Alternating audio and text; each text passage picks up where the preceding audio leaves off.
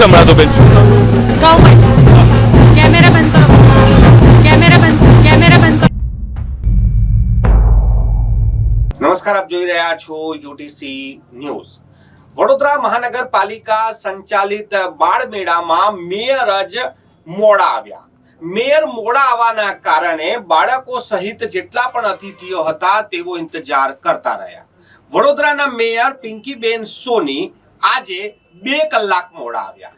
9 વાગ્યાના કાર્યક્રમની જગ્યાએ કાર્યક્રમનો શુભારંભ 11 વાગે થયો અને આ 2 કલાક સુધી બાળકો અને તમામ અતિથિઓમાં ગુજરાત સરકારના દંડક બાળકૃષ્ણ શુક્લ, વડોદરાના સાંસદ ડોક્ટર હેમાંગ જોશી અને ભારતીય જનતા પાર્ટીના શહેર અધ્યક્ષ ડોક્ટર વિજય શાહ પણ ત્યાં ઉભા રહ્યા. અને આ લોકો કરતા પણ જે બાળકો છે તેઓએ ઇંતજાર કરવો પડ્યો. વડોદરાના મેયર પિંકીબેન સોની જ્યારે મોડા આવ્યા ત્યારે તેમણે અફસોસ પણ વ્યક્ત ના કર્યો અને મંચ પરથી માફી પણ ના માંગી બાળકોની. અને જે તેમનો એટીટ્યુડ હતો એ પ્રમાણે તેમને માત્ર ભાષણ કર્યું પરંતુ જવાબ ના આપ્યા. વડોદરાના મેયર પિંકીબેન સોની વડોદરાના પ્રથમ નાગરિક છે અને વડોદરાના પ્રથમ નાગરિકનો જો વ્યવહાર આવી રીતે હોય, ગેરશિસ્તવાળો હોય અને ટાઈમ વગર આવે, ટાઈમ કોઈ પણ ચૂકી શકે છે, સમસ્યા કોઈને પણ આવી શકે છે, પરંતુ એક ઔપચારિકતા હોય છે, એક ડિસિપ્લિન હોય છે કે જ્યારે આપણે કોઈ જગ્યા પર મોડા જઈએ તો ત્યાં જઈને માફી માંગતા હોઈએ છીએ. દેશના વડાપ્રધાન નરેન્દ્ર મોદી પણ જો મોડા પહોંચે છે તો તેઓ જનતાની હાથ જોડીને માફી માંગે છે કે મારા માટે તમે આટલો સમય ઇંતજાર કર્યો.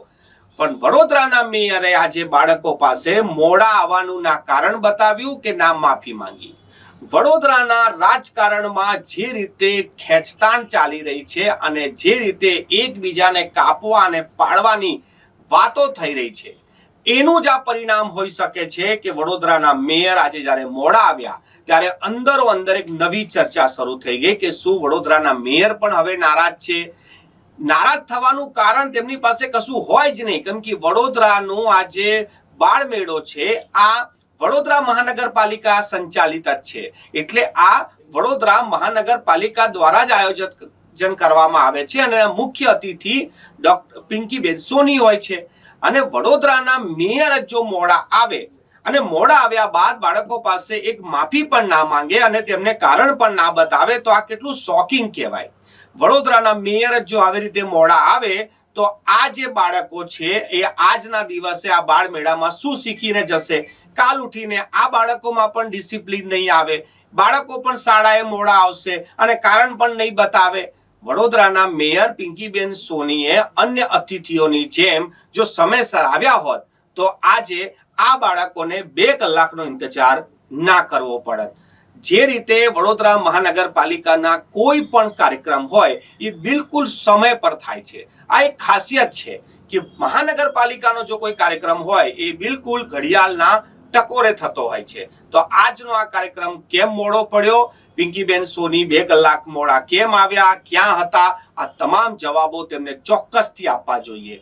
તે એવું કહીને ના બચી શકે કે હું એક અંગત કામમાં હતી કે કોઈ પર્સનલ કામ હતું. વડોદરાના મેયર માટે સૌથી પહેલા તેમનો શહેર હોય છે અને એમાં પણ ખાસ કરીને બાળકો હોય છે.